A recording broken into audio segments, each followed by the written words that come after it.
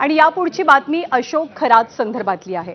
अशोक खरातच्या बाबतीत नवनवीन वाद दिवसागणिक पुढे येऊ लागले। याच अशोक खरातला आज 8 तारखेपर्यंत 8 एप्रिलपर्यंत पोलीस कोठडी सुनावण्यात आली आणि एक नवीन धक्कादायक प्रकार सुद्धा उघडकीस आलाय। पूजा विधीच्या बहाण्यानं आणि लग्नाचा आमिष दाखवून खरातनं एका घटस्फोटित महिलेवरती अत्याचार केल्याचा आरोप आहे। तसंच पीडित महिला गरोदर राहिल्यानंतर तिला गर्भपाताच्या गोळ्या देऊन गर्भपात केल्याचा सुद्धा गंभीर गुन्हा त्याच्यावर दाखल करण्यात आलाय। ही पीडित महिला 2013 साली आपलं भविष्य जाणून घेण्यासाठी खरातकडे गेली होती।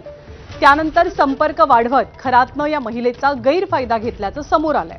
दरम्यान खरातनं गर्भपातासाठीची औषधं नेमकी कुठून आणली, तसंच इतर महिलांना कुणाकडे पाठवलं जात होतं याचा सखोल तपास पोलिसांकडून करण्यात येतोय। त्यामुळे आता त्याच्या संपर्कातले डॉक्टर सुद्धा तपासाच्या रडारवरती आलेत।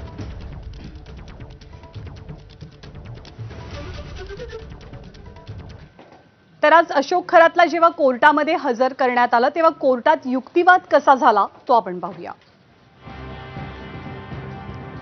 सरकारी वकिलांनी म्हटलं की खरातच्या अत्याचारांमुळे पीडित महिला गर्भवती राहिली। खरातनं तिला गर्भपाताच्या गोळ्या दिल्या आणि तिचा गर्भपात केला। पण खरातनं गर्भपातासाठीचं औषध नेमकं आणलं कुठून याचा तपास करायचा आहे। खरात महिलेला सांगायचा की तू अप्सरा आहेस आणि असं म्हणून खरात महिलेचं शोषण करायचा। खरातकडे कोणतं जडीबुटीचं औषध आहे ते शोधून काढायचे असंही सरकारी वकिलांनी कोर्टात सांगितलं। दरम्यान आधार वेगवेगळ्या लोकांचे आधार आणि पॅन कार्ड मागवून सुद्धा खरातनं अनेकांची फसवणूक केल्याचं समोर आलं।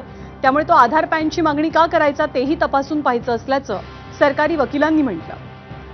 7 दिवसांच्या कोठडीची पोलीस कोठडीची मागणी कोर्टात करण्यात आली। तर खरातच्या वकिलांनीही युक्तिवाद केला की आधी 14 दिवसांची पोलीस कोठडी दिली होती, त्यामुळे आता अतिरिक्त 7 दिवसांची गरज नाही। खरातनं गंभीर गुन्हे केलेत आणि तपासासाठी 7 दिवसांची कोठडी आवश्यक असल्याचं सरकारी वकिलांनी सांगितलं। मग न्यायाधीशांनी खरातला विचारलं की तुम्हाला काही सांगायचंय का, आणि खरातने हात जोडून नाही असं म्हटलं। यावेळी खरात प्रत्यक्ष नाही तर ऑनलाईन सुनावणीमध्ये उपस्थित होता। न्यायाधीशांनी खरातला 7 दिवसांची पोलीस कोठडी सुनावली। आणि या सगळ्या प्रकरणामध्ये भोंदूबाबा अशोक खरातच्या पत्नीवरती सुद्धा गुन्हा दाखल आहे। पण त्याची पत्नी कल्पना खरात ही अद्यापही फरार असल्यानं तिच्या विरोधात लुकआउट नोटीस जारी झाली आहे। यामुळे कल्पना खरातचा परदेशामध्ये पळून जाण्याचा मार्ग बंद झालाय। खरातसह त्याची पत्नी कल्पना खरातवर शेतकऱ्याची फसवणूक आणि सावकारीचा गुन्हा दाखल करण्यात आलाय।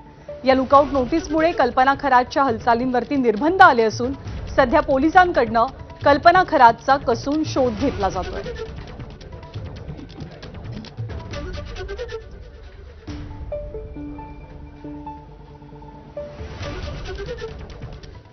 तर नाशिकमधल्या भोंदूबाबा अशोक खरातला आता 8 एप्रिलपर्यंत पोलीस कोठडीत राहावं लागणार आहे। आज नाशिक जिल्हा सत्र न्यायालयामध्ये सुनावणी झाली आणि या सुनावणीसाठी अशोक खरातला व्हिडिओ कॉन्फरन्सिंगद्वारे हजर केलं गेलं।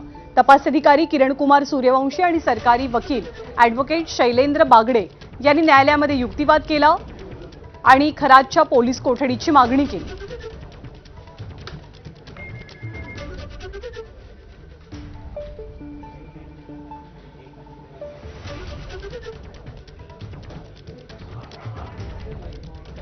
तर अशोक खरातला आता 8 एप्रिलपर्यंत पोलीस कोठडी सुनावण्यात आलेली आहे। आणखी एका गुन्ह्यामध्ये अशोक खरातला कोर्टामध्ये हजर करण्यात आलं।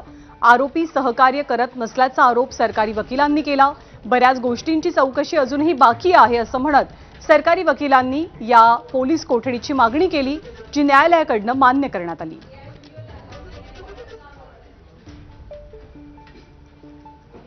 दरम्यान अशोक खरातच्या सगळ्या प्रकरणावरती त्याचे रोज नवनवीन कारनामे समोर येत आहेत।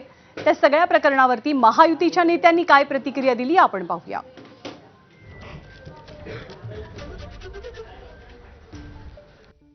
पोलीस योग्य पद्धतीने तपास करत आहे आणि सर्व बाजूंनी तपास करत आहे।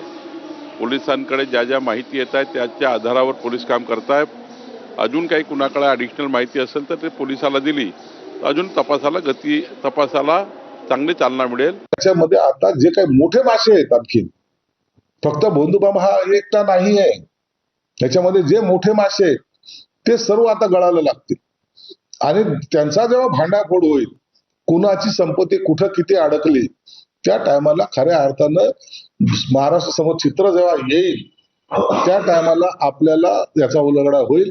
म्हणून मी सर्वांना विनंती करतो की पोलिसांना त्यांचा योग्य प्रकार तपास करू द्या.